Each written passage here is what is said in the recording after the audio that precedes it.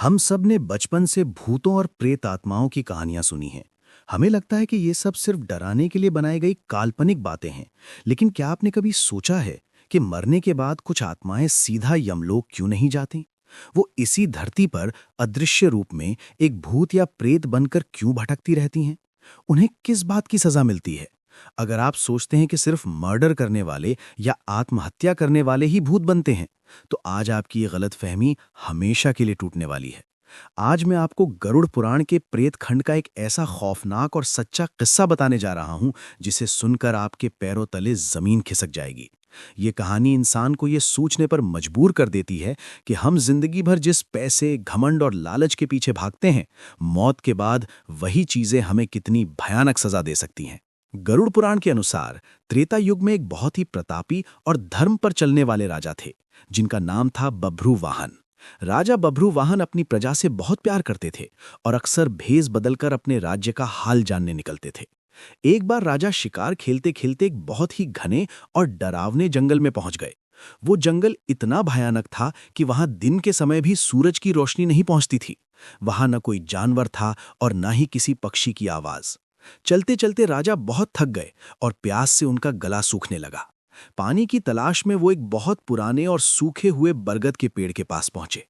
राजा जैसे ही उस पेड़ के नीचे बैठे, अचानक उस घने अंधेरे में से एक ऐसी डरावनी परछाई निकलकर उनके सामने खड़ी हो गई, जिसे देखकर एक शूरवीर राजा के भी पसीने छूट गए।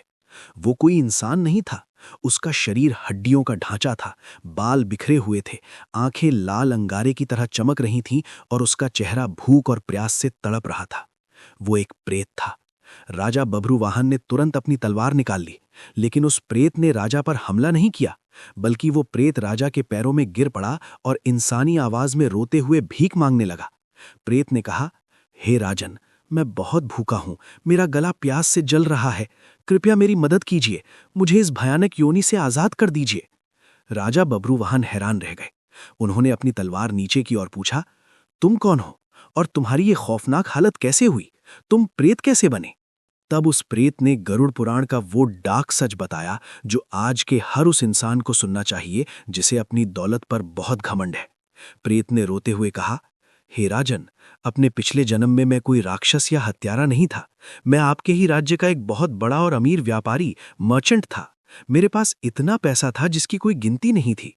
मेरे पास बड़े बड़े महल थे, नौकर चाकर थे, मैं रोज मंदिरों में जाता था और भगवान की पूजा भी करता था। राजा ने हैरानी से पूछा, अगर तुम इतने अमीर थे और भगवान की पूजा करते थे, तो फिर मौत के बाद तुम्हारी ये खौफनाक हालत कैसे हुई? प्रेत ने गहरी सांस ली और कहा, राजन, मैंने पूजा सिर्फ दिखावे के लिए की थी। मेरे पास असीम दौलत थी, लेकिन मैंने अपनी पूरी जिंदगी में कभी किसी भूखे इंसान को एक रोटी नहीं खिलाई। मैंने कभी किसी प्यासे को एक घूंट पानी नहीं पिलाया। मेरे दरवाजे पर अगर कोई गरीब आता तो मैं उसे धक्के मारकर निकाल देता था। मैं हमेशा और ज्यादा पैसा कमाने के लालच में अंधा था। मुझे अपने पैसों पर इतना घमंड था कि मैंने अपने माता पिता के मरने के बाद उनका पिंडदान और श्राद्ध भी नहीं किया, क्योंकि मुझे वो सब पैसों की बर्बादी लगता था। और फिर एक दिन अचानक मेरी मौत हो गई। प्रेत ने कांपते हुए आगे बताया, राजन, मौत के बाद यमदूतों ने मुझे भयंकर यातनाएं दी, और क्योंकि मैंने जिंदगी में कभी किसी को एक दाना अन्न नहीं दिया था और मेरे परिवार ने मेरे लिए कोई पिंडदान नहीं किया, इसलिए मुझे गरुड़ पुराण के नियमों के अनुसार प्रेत योनि में डाल दिया गया। राजन, ये प्रेत योनि किसी नरक से कम नहीं है। मेरी भूख इतनी भयानक है कि मैं पूरी दुनिया का खाना खा जाऊं, लेकिन मेरे पास कोई भौतिक शरीर नहीं है। मेरा गला एक सुई की नोक जितना पतला है। अगर मैं पानी की एक बूंद भी पीता हूं तो वो मेरे गले में आग की तरह जलती है। मैं यहां सालों से भटक रहा हूं। मुझे अपना ही सड़ा हुआ मांस और खून खाना पड़ता है।